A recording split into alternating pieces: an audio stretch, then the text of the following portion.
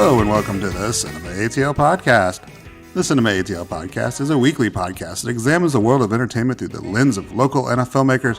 That would be us, your hosts. I'm Michael D. Friedman, and that is... Martin Kelly. And this week, with the release of No Time to Die, we thought this would be a good chance for us to discuss the new movie as well as the impact of one of the longest running franchises in movie history. But first, Martin, why don't you tell our listeners how they can help the podcast out? Well, you can help us out by commenting, rating, and subscribing at whichever podcast format that you're listening to this on, whether that is Spotify, Apple Podcasts, iHeartRadio, SoundCloud, Amazon, Stitcher, Google Podcasts, YouTube, or wherever. What we really need you to share it, rate it, subscribe, and comment. Or you can listen through the 5G that you got when you got your COVID vaccine. I'm just kidding. Just kidding. No comments. I think your speeds will vary. Right. You can also tweet us. You can get us at CinemaATL, or you can get us at our personal Twitter accounts. Mine's at Clever Transient. Or I'm at Marte_Real1. And don't forget about Instagram, or the IG, as the kids say. We're at Cinema ATL Podcast. Yeah, all the kids say that, but do the kids know about cinemaatl.com? You can still catch us there. Hopefully they can figure out the web browser. Typing in addresses is hard.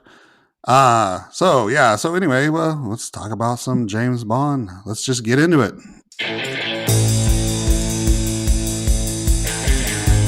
All right, so today we're going to do a review of the latest James Bond movie, the big action film of the day, No Time to Die. What? The new James Bond movie, No Time to Die. We're reviewing it this week? I thought we were just talking about James Bond. No, we were supposed to review it. This is a new movie. This is a new release. It's the big new release. Oh, well, shit. I didn't watch it. All right. Here's what we're going to do instead. Okay. I'm going to talk very briefly about No Time to Die. I'm just really going to tell people, since we can't review it, we can't discuss it. You can review it. I'm just going to sit here and listen to you review it. No, that's no fun. I will be very brief. I want to know if I should see it or not, actually, because okay. Well, here's what I'll do. I'll just set it up. I'll talk about it very briefly. Super no spoilers. But then what we really should do, because it is James Bond, and James Bond's 27 movies in, right? Right. And it's been one of the longest running franchises in film history. We'll just talk about our top 3 James Bond movies. How about that? Yeah. I'm not a huge James Bond fan. I don't know if I can come up. I certainly have a bottom 3. Oh, okay. I got that prepared. I can talk about. So you came in not not watching the movie that we were going to review, and then not coming up with a top 3 list, but you did prepare a bottom 3 list. I mean, I thought we were going to rip the Bond franchise. Okay. No, okay. Actually, I'm not a huge James Bond fan. I do enjoy the movies on occasion, but I actually tend to not like them as much as I feel like I should. So I just could not come up with a top 3 that made sense, especially since I haven't seen them in a while. So I'm going to give you my bottom 3 James Bond movies to avoid at all costs. So okay, and I'm going to expect a reason why too. I do have reasons why, not just good. I mean, and I'm not trying to. We're kind of joking around. I'm not really trying to rip the Bond franchise, but I mean, honestly, to tell you the truth, I've just never been a huge Bond fan. Even though I can sit down and enjoy them for what they are. But no, you know what? It was too hard for me to come up with a top 3. So I was like, you know what? I can tell you 3 off the top of my head that I really hate. Right. Okay. Okay. Well, that's cool. That's cool. You know, and what I'll do is, because I'm with you in terms of, I think I don't appreciate Bond as much as I'm supposed to. I think, it's one of those things you're supposed to really love Bond, but I don't necessarily I can take or leave Bond usually. So I do have a top three, but it's sort of a unusual top three. It's certainly not best movies. You know what I mean? It's just a top three, and I'll explain the top three when we get to that point. So basically, if you are listening and you are a James Bond fan, this is our transparent attempt to get you to comment on our podcast. Yeah, tell us why we're missing the boat. Tell I us why think we're that's stupid. We want to know. exactly We want to know. exactly. All right. All right, so Review. Let's get a let's mini review because I am curious to see okay okay this no film. I just yeah didn't well remember to watch it. yeah, let me set it up real quick. I'm going to do really brief. We're not going to go super into detail about it since we can't really discuss all the technical terms. So basically, this is No Time to Die, and the setup is James Bond has left this active service.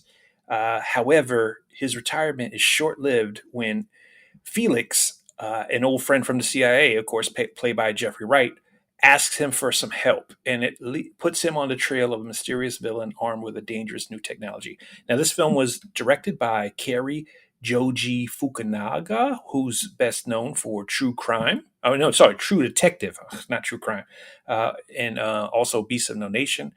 So he's the director here. Screenplay written by Neil Purvis, Robert Wade, as well as Cary Joji Fukunaga. Stars Daniel Craig, of course, as James Bond.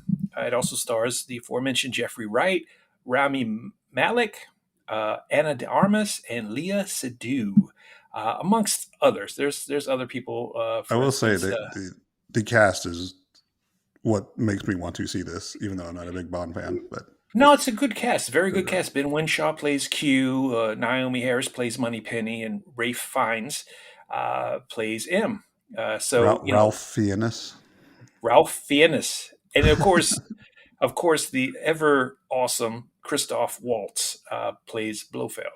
So, anyway, let me really briefly talk about the film, just Okay, so I'll just so you stop know. interrupting. Like you said, great cast. It is a great cast, and it's really well done. The action pieces are really cool. There's a great chase sequence, which you come to expect with Bond. You know what I mean? And it's handled really well. The ending is very kind of bittersweet um, for a Bond series.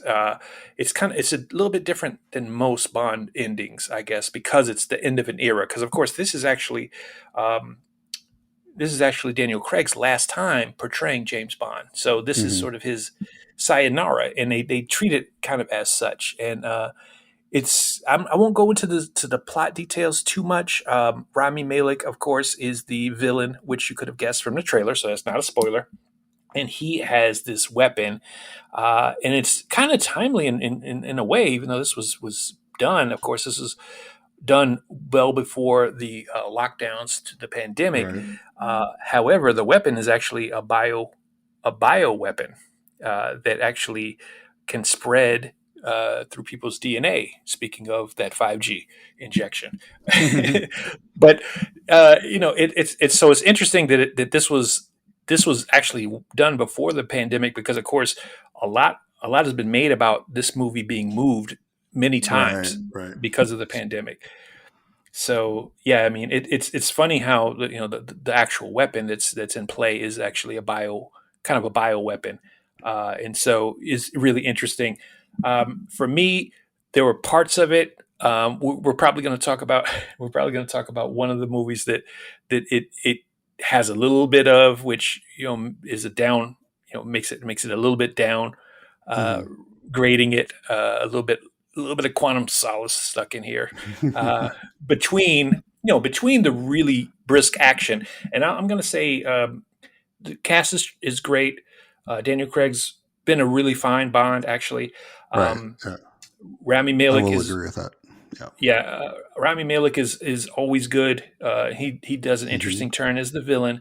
The supporting, the Bond supporting cast is very good. Um, but Jeffrey Wright plays a pivotal role, but Anna de Armas actually is the standout in my opinion. She has a brief role as a Bond girl, but a kick, like a kick butt Bond girl, which you don't expect. her introduction doesn't make you think she's going to be able to be as Right. capable as she is. In fact, like, her introduction is she's like the point of contact for the mission, right? So, this that's the you make contact with your handler or whatever. Right. She's the handler, and she off the cuff says, I did take a 3-week course, and so you're thinking like, oh wow, this is going to end well. But It's like she's I took the Roger Moore masterclass. but yeah, I mean, she was hired. Yeah, she was hired by the Jeffrey Wright character, and meets Bond, and then Bond's as kind of hints at what's your experience, and she says, "Oh, I took the 3-week training," and but she really does do really well.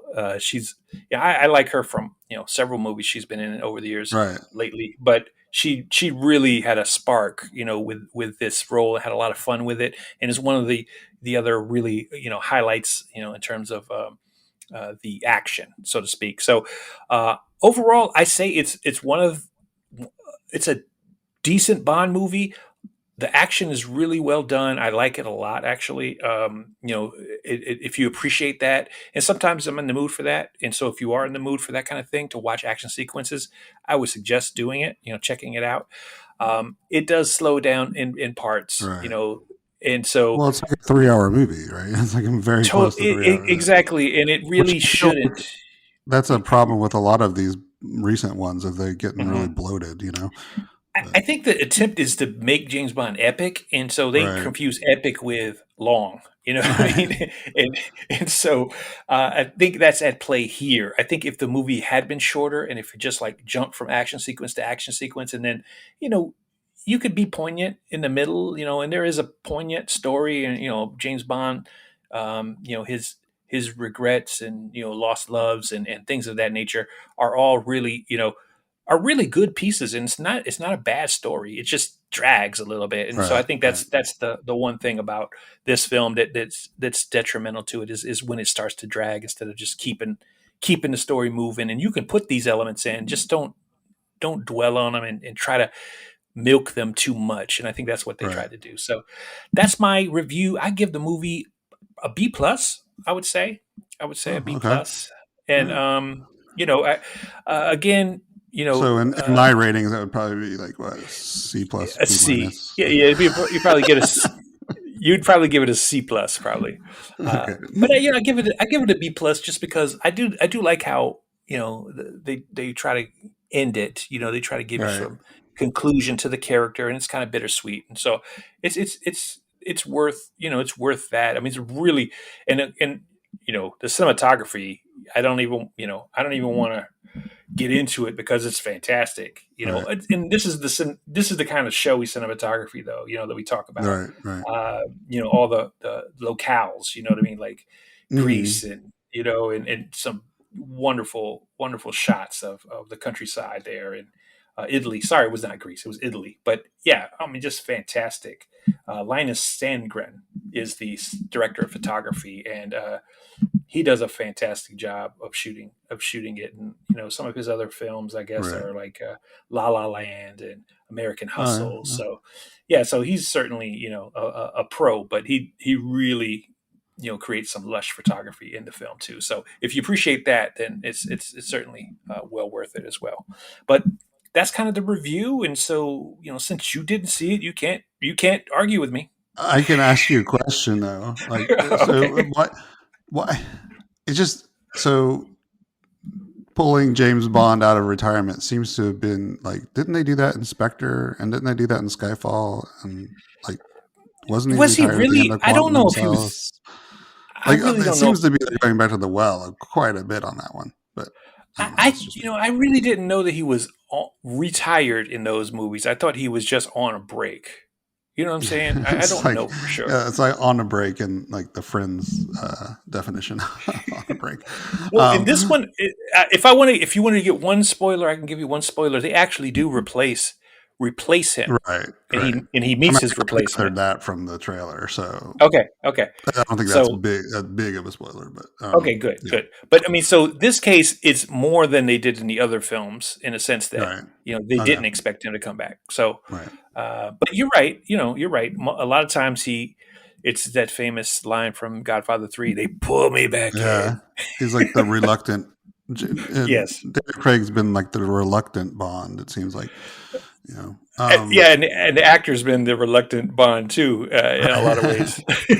It's funny that they do give him a send off because it's like like you said, this franchise has been going on for 27 films now, and this is seems like the first actor where they really tried to give him a send off. Like you didn't feel that way when Pierce Brosnan had his final movie, or But Timothy Dalton, or Roger Moore. It didn't feel like the end, right? yeah, well, yeah, in terms of them, like I don't think Timothy Dalton expected to be replaced. Oh yeah, no. I mean, I don't think a lot of them. Like, and it also goes to the nature of how they've made this a little bit more serialized than Bond movies had been in the past. So it Mhm. kind of does stand alone as its own set of films. But interesting, Well, but interesting. in one way, you're right about the serialized piece of it, but at the same time, they also this set of films actually had this through line with Spectre, Right, right. as And, well, and and that's and, kind and of it, why I have an issue with this. Like, I kind of just like to have my Bond movies be Bond movies, yeah, just uh, one offs. and especially when they have like 4 years in between films. It's like, what, I don't remember what happened in the last film, and I had that Right, was my problem with Spectre a lot. right, I right, mean, Spectre had a lot of absolutely. issues actually, but that was part of my problem with it. They were like referring to stuff that I just didn't remember. And that's kind of Yeah, why I couldn't do my top three, because I'm like, I don't remember a lot of the Bond movies. They're kind of just, to me, they're kind of disposable. Like, watch them for the action sequences and stuff like that. But no, I and I think digress. I think you definitely hit on why this version is harder to sort of grasp onto than, let's say, Marvel films or like Star Wars trilogies or something like Hmm. that, because the time in between is so long, and then you Right. can forget stuff. Like, are you kidding me? Like, I'm supposed to remember what happened 4 years ago? Right. I don't. And so yeah, I think you're right that piece Well, really kind of makes it a little bit harder to sort of and it's invest. easier to me to remember like some of these other franchises. I mean, I guess we're jumping into kind of our a topic, one of our topics about franchises and stuff like that. But yeah, like with Marvel and stuff, and those types of films, it's easier to remember them because I think they're distinct enough that you remember the films, even if they have been a while back. Right. Whereas Bond, it's very each movie's very similar. It's all dealing with the same. He goes on a mission, fights a villain, and then they Yeah, just kind yeah. of run together a little bit. No, I think you're right, but in why it works better, maybe in a sense, as an iconic franchise without this tie-in, like they've been doing with the Daniel Craig character, is it's James Bond, you get it, the character's iconic, it doesn't really matter Right. what happened before. We're And it back. doesn't You know what I really mean? And matter like who's boom. playing him either at that point, right? And Right, right. Exactly. Exactly. because you're not tying the previous. I mean, they had a little bit of that, I guess, but Yeah, but not much. But not it didn't much. seem to be as focused on as much. Yeah, I mean, because Right. they had Jaws and several Bond Mhm. films, and they had Mhm. recurring characters, but it didn't seem like they were like you had to have seen the previous movie to understand what was going on. Right. Yeah, absolutely. Right. Absolutely. Well, anyway, this is where we were supposed to talk about our top three Bond movies, or in my case, the top three bad Bond movies. No, bottom three. I don't know. Right. They're not so bad they're good. They're just bad. Right. Well, actually, Right. my top one is actually so bad. It's fun to make fun of, but it's really bad. Um, I guess I should just jump into my bottom three. Yeah, go ahead. Should Let's I do let's hear that? it.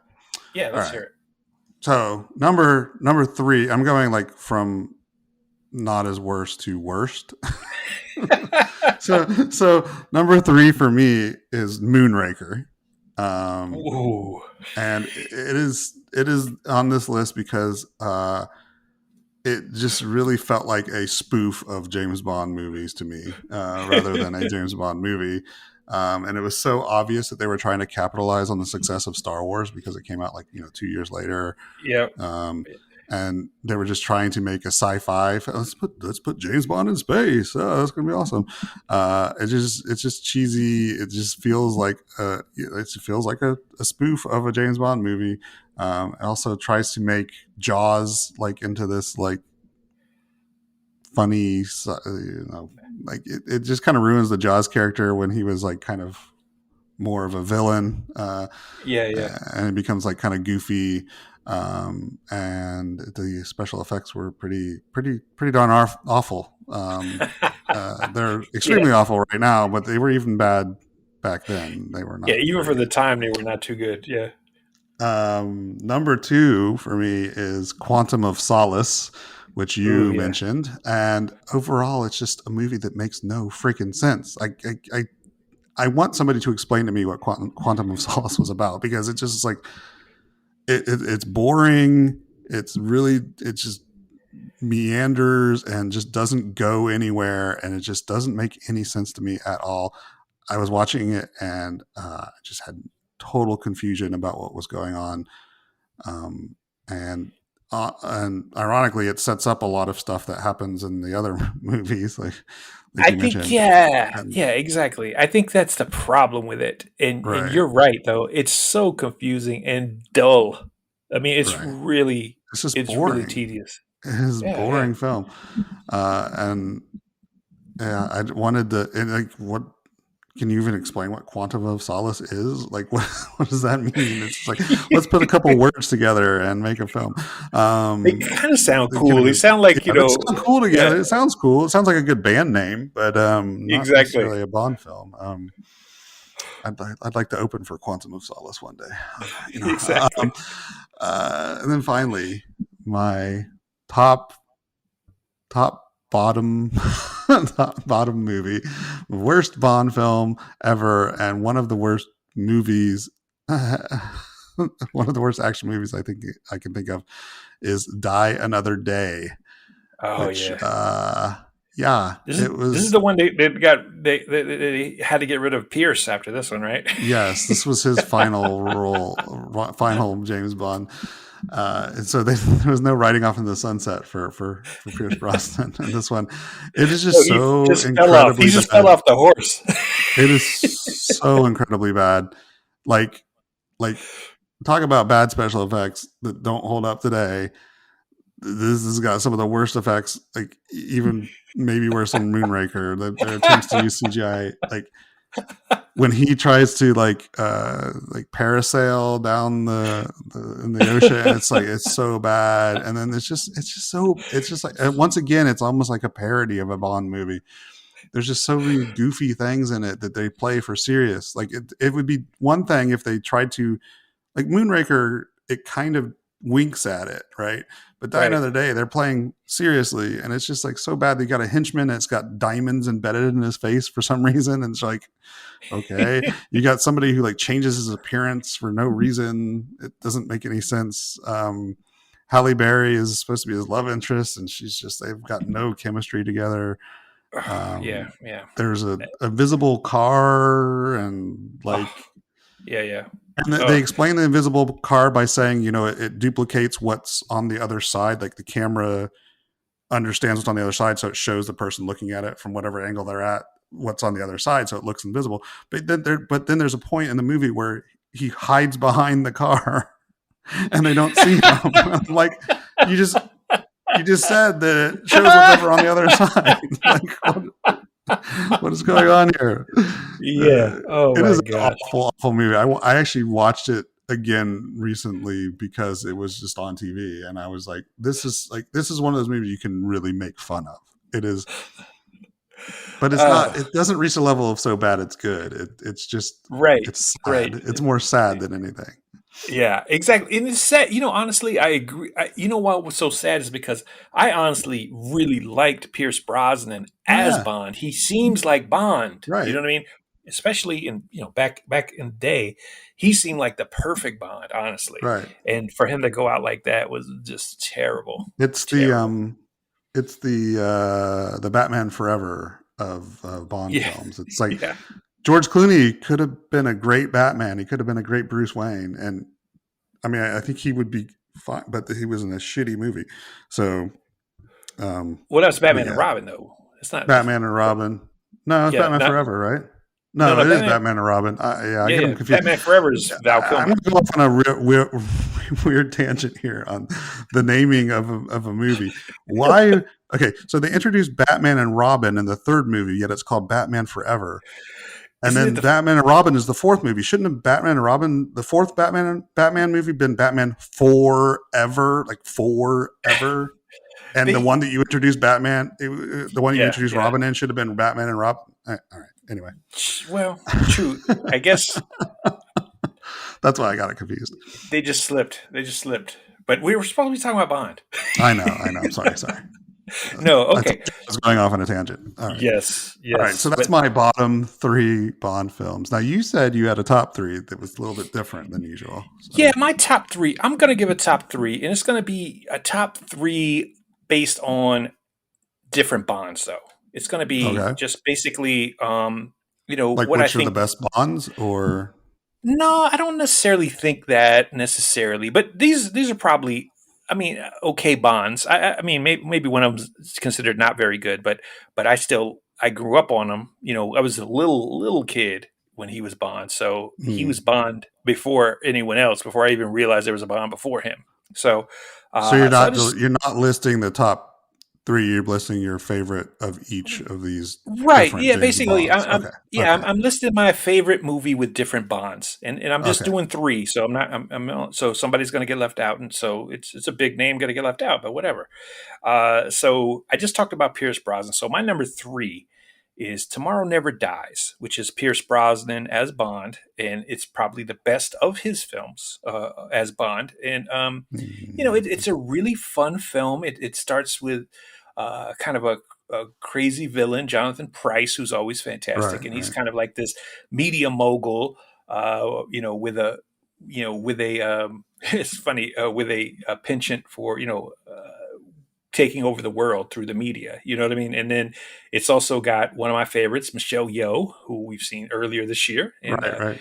Shang-Chi, and she's kicking butt because she just was just coming off of the Super Cop, Mm-hmm. Mm-hmm. movie where she got introduced to the U.S. audiences, and they had a fantastic stunt scene, like the motorcycle chase through Saigon, where Pierce and Michelle had to be handcuffed to each other while like a helicopter is chasing them down and trying to chop them up with the blades. It's really a really cool action sequence, especially for that time, which is what makes the Die Another Day Yeah. failures, so all the more So glaring bad. because they Yeah. they they proved they could do it earlier, they could do it right, Right. and so it's kind of funny. But so Uh, basically, Tomorrow Never Dies is my favorite. No, it's my number three. It's the best Pierce Brosnan Bond. I was gonna say that my favorite of Pierce Brosnan was Goldeneye, but I think that might be just because of the video game. Well, I was going to say, I But think also the problem with Die Another Day is that they were more concerned about video games than they were right. about movies, and so they thought they were going to do something cool with the video game, but it didn't work Right. out, right? So that's the Pierce Brosnan number three. Now, number two is actually For Your Eyes Only, which it could have been number two just because one of the better Bond songs of all time, For Right. Your Right. Eyes Only. But this Like is, a of View to a course, Kill better, but that's just no, View to a Kill's nice as a too. song as a song. Yeah, yeah, no, View to a Kill's nice, a nice song too, But for sure. But this yeah. is, kind of an epic Bond Right. song, and so, it's not great. This one for sure is not great, but it is Roger Moore who when I was a kid, he was Bond. Right. You Me know what I'm too. saying? So I heard about this old guy who used to be Bond later, and that's Sean Connery.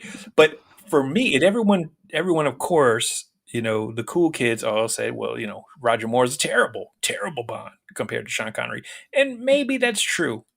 But you can't really tell me that because when I was a kid, this was James Bond. Right. So Right. he was good enough, and this has some for its time. Now, remember, this is old. This is an older movie, like 1981, I think.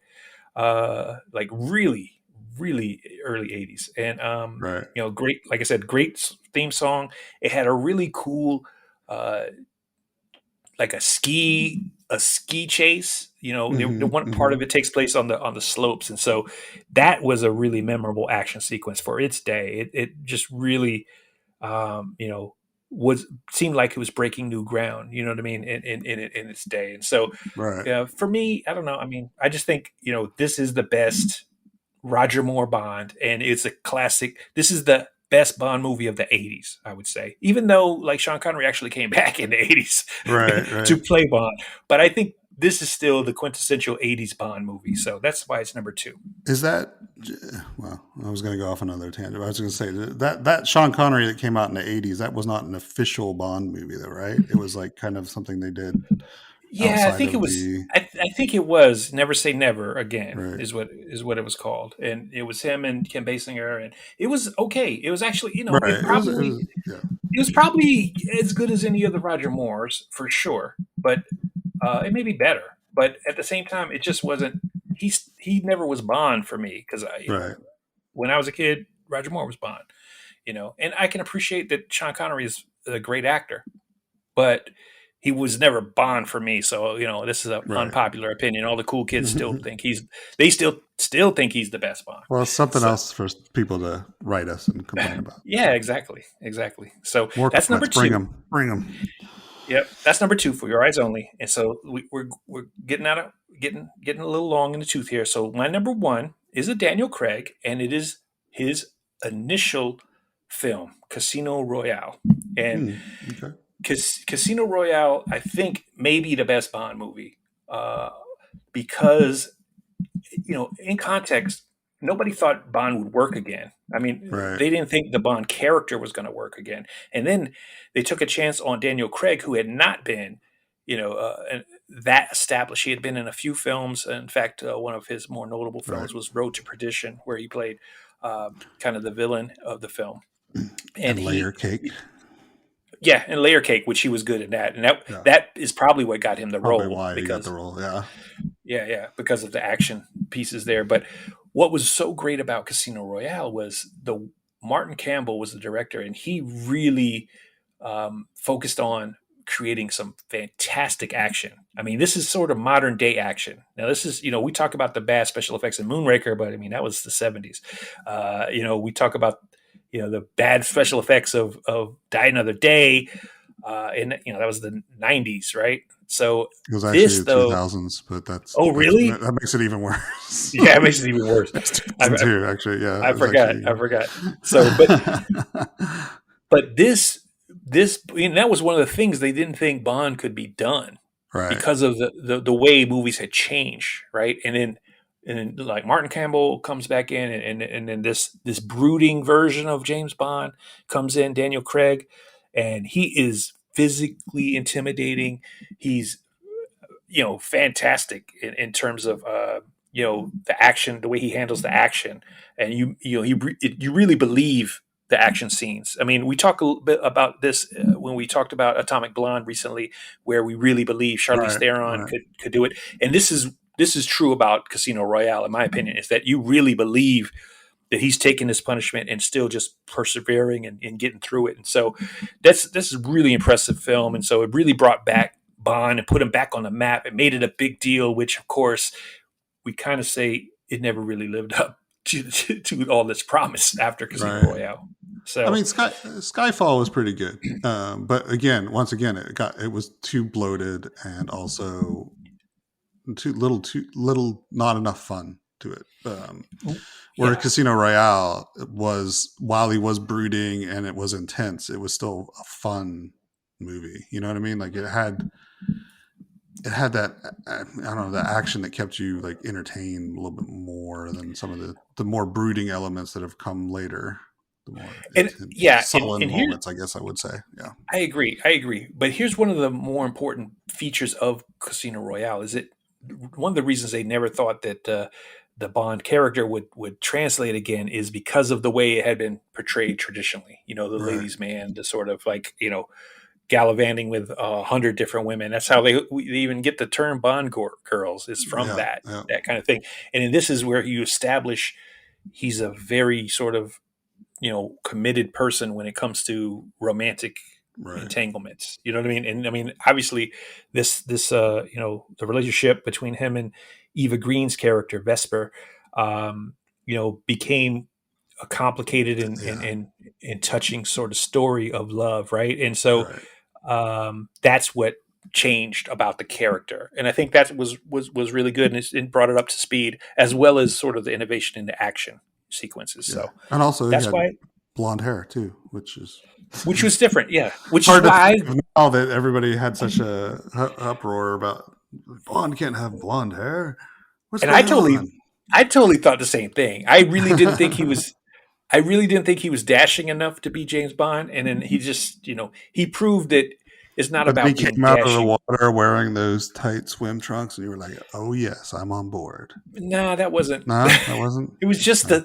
That's what I the thought. presence, the confidence. You know what I mean? Just the Right, right, confidence right. he had Okay, is yeah. what substituted for That's what being I meant. dashing.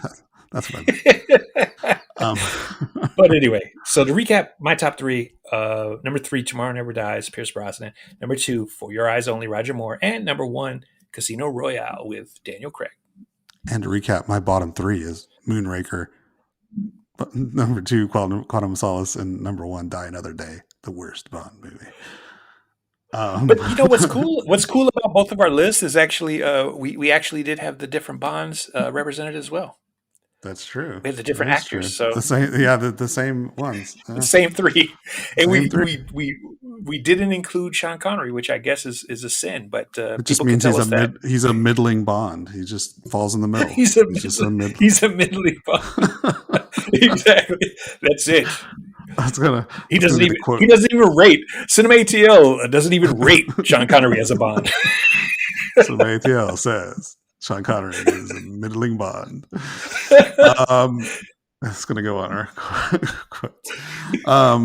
Yeah, I think we're talking a lot of Bond for me not being prepared at all. But yeah, I think that was good. I guess one more thing before we get real quick before we get off this. I know we've run a little long. Where do they go from here? Who do you think should be the next Bond? I just want to be surprised. You know what I mean? Right. I'd love it to be somebody. I think one person I think could be Bond is man, what's his? I'm blanking on his name. The young man who plays Yeah, that guy. no, from About a Boy. You know who I'm talking about? He was Hank in. Oh, you mean oh God, now I'm drawing a blank on his You're name blanking on too. his I name know too. Yeah. Nicholas Holt. Nicholas Holt. Nicholas Holt. He Right. could make a really good Bond, I think. But Or Will Poulter, who was who actually just got cast as Adam Warlock in the Guardians of the Galaxy 3. But yeah, I mean he could that's a make an interesting. possibility. He could make an interesting.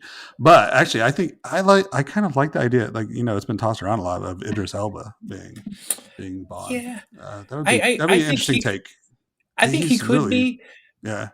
I think he could be, but I think it's a little old. He's a little bit older to start. He is a little bit old for the role. I guess we're being ageist, but yeah. No, I'm just saying Um, if you want to keep the no, I agree. franchise going for a few films, especially if you're not going to put them out, every couple of years. I think you need a younger Right. actor to play Bond, just so he could mature with the role. But yeah, I think Idris is fantastic, and quite a few years ago he would have been a great choice for Bond. But I just think he's a little old to start as Bond, in my opinion. Tom Hardy would be a good Bond too, but he's also Yeah, a little too yeah. old. Tom Hardy's awesome too, but yeah, he's so quirky though. I think I like him doing other things. But he might bring that quirk to Bond that Bond needs, right? I don't know. Possible, I think possible. the casting of Daniel Craig was really good because it was different and it kind of freshened it up a little bit. And I think it just needs another refresh, right? So No, I agree. all right. Anyway, that was our feelings on Bond. If you guys have any qualms with what we've said, especially the fact that Sean Connery is a middling Bond, feel free to let us know. We'd like to hear from you. But before we go, I'd like to thank Eureka Failure. I always mess up their name the first time I say it. Eureka Failure is the name of the band. Yes, They are awesome. thank them for sharing their music with us every week. And I saw them play live at the Star Bar last week, and it was really, really cool. New stuff coming. So check them out on Bandcamp or Spotify or wherever you listen to digital music. And then finally, Martin, let's wrap up with your words of wisdom. This is a little self-care. Surround yourself with people who see your value and remind you of it. So why do you do this podcast with me again? I mean, no, I'm just kidding. But I think that's just a little self-care. I see value, Martin. I see. I appreciate it. I'm just joking. That's a joke. Come on, people. It's all good. It's all good. You would be better than a middling Bond. I probably wouldn't because my accent I can never do the accent. We should get Alex Collins. Alex Collins. We should get to play Bond. We should start that promoting that. Alex Collins is the next Bond. There we go. Let's do it. Let's get it trending. Hashtag Collins is Bond. Collins is Bond. Hashtag Connery was middling. Anyway, yeah, I think we said enough. I think we should go home. We're drunk. Yeah, we'll see you next time on the Cinema ATL podcast.